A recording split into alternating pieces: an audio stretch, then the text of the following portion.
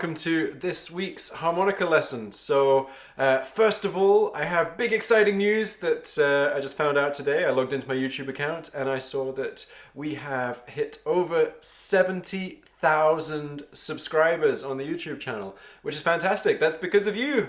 So thank you so much. I am really stoked. This is quite an exciting thing to kind of head towards the end of 2018 on. So thank you very much. And yeah, about this week's lesson. So we're still not properly set up after moving flat for doing nice high production values. So I am still just here on my laptop, and I will be back to kind of good high quality stuff from January. But anyway, today's lesson is going to be looking at what kind of harmonica player you are, what kind of learner you are, and how that impacts how you approach learning to improvise over a 12-bar blues. So for this lesson, you'll need a harmonica in the key of C. I'm going to be playing in second position in the key of G, and let's have a little think about what makes someone an analytical versus a creative person. So if you have started trying to improvise over a 12-bar blues and the thought that's come into your head is, I don't know if I'm making music, I really wish it was written down, then you're probably an analytical person. If, on the other hand, you just like kind of picking up the harmonica and noodling around and hitting some of those cool sounding notes,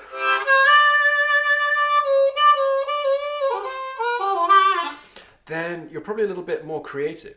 So these are both absolutely fine. The most important thing to do is make sure that you're approaching your improvisation practice with that in mind. So if I have a student who is more analytical, then what I'm going to do first of all with them is get them to play the root notes of the 3 chords of the 12-bar blues on the beat. So what we'll do is we'll do the root notes for 4 beats and then have a 4-beat break and play that all the way through the 12-bar blues. So in order to do that, you need to know what the root notes are of the 3 chords. So let's listen to a 12-bar blues backing track. I'll just get it on here and I'll talk you through what's happening. So we're starting with the 1 chord, right? So your 1 chord, the root note is the 2 draw. Okay. Then we're going to go to the 4 chord, play the 4 blow. Then we go back to the 1 chord, 2 draw. And then we're going to go to the 5 chord, 4 draw. 4 chord, 4 blow. 1 chord, 2 draw. Okay, so an analytical person we're going to do on the beat. 1, 2, 3, 4. 1, 2, 3, 4. 1, 2, 3, 4. 1, 2, 3, 4.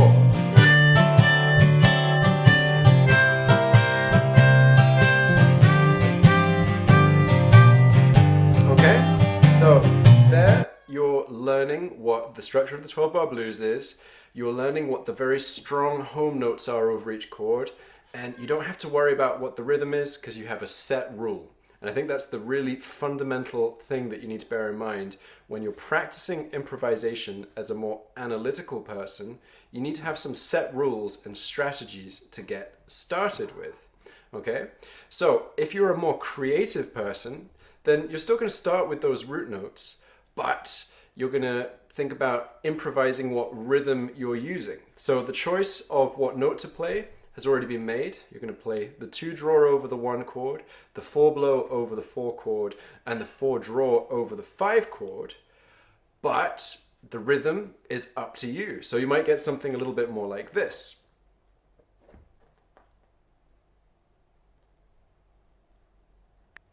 Sorry, just unlocking my phone for the backing track. Right.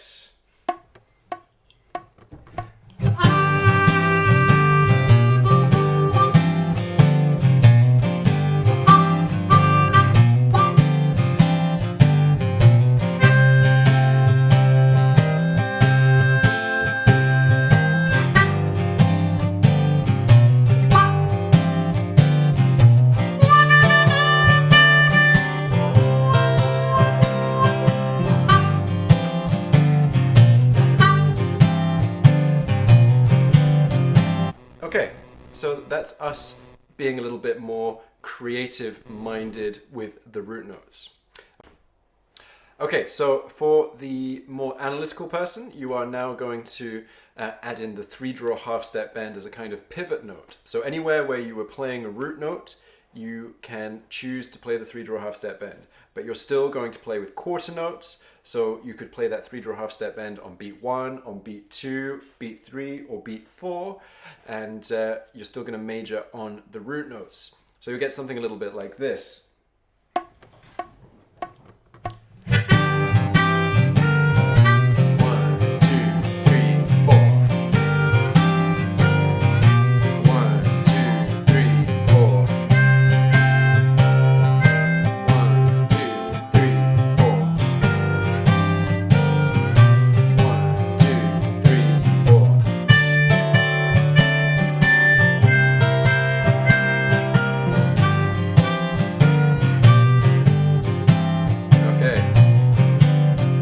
So there you have quite a lot of different permutations that you can choose to play, but you've still got some fairly rigid rules to play by, okay?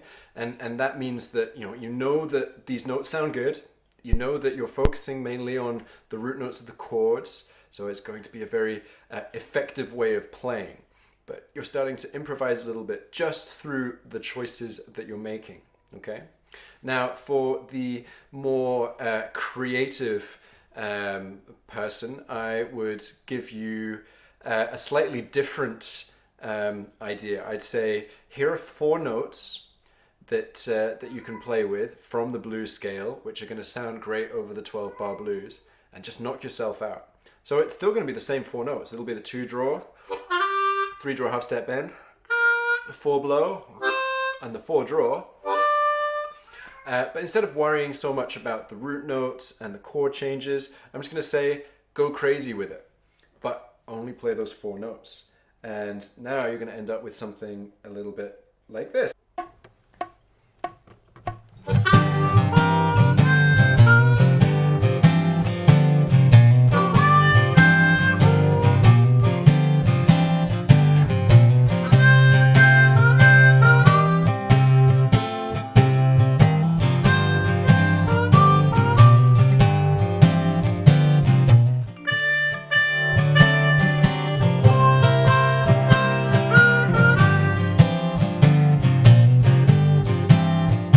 Okay, so you're just playing with 4 different notes and working out as many different permutations as you can. So that's a really nice strategy for someone who's a little bit more creative. But if you're quite analytical, then you might start getting a little bit stressed out as to whether what you're doing is musical or not, whether it's relevant. So this is where the next stage for the slightly more analytical person would be to play a lick. Okay, so your lick is going to be this.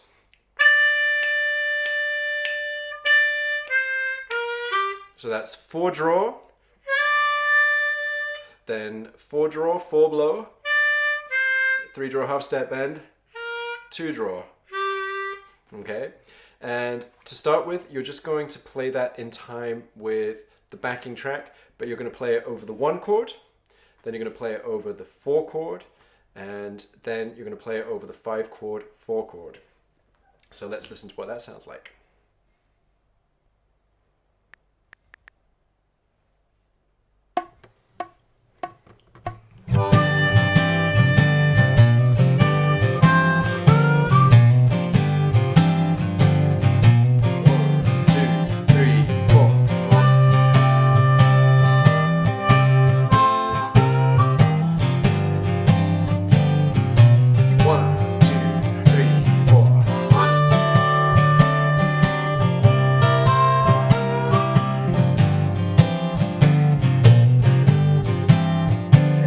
So you have played the same lick over 3 different sets of chords, and hopefully you're starting to hear how it sounds different.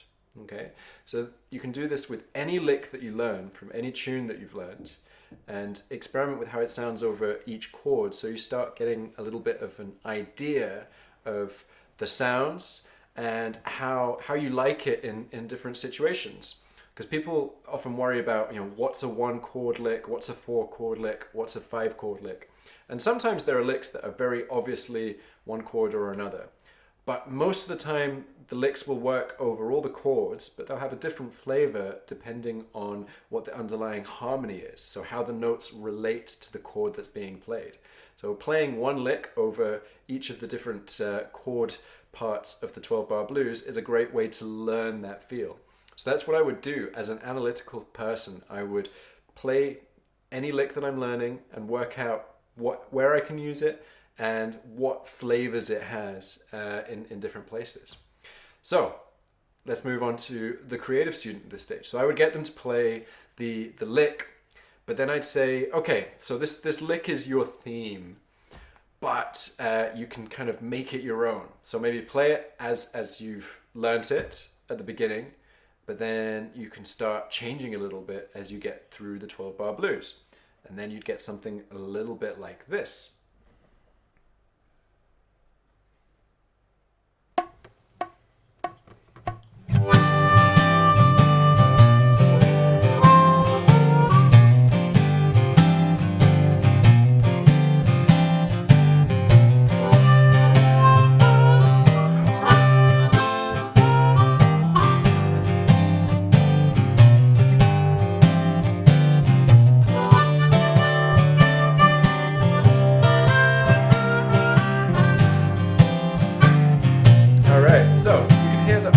Same kind of theme all the way through, but I've taken that one lick and I've started to mess around with it. I've started doubling up some notes. I've chopped the lick in half and played half of it rather than the other half of it. So you can get creative with that. So the premise of this lesson is to really make you think about how is best for you to start learning how to improvise. So you need to be aware of what kind of person you are.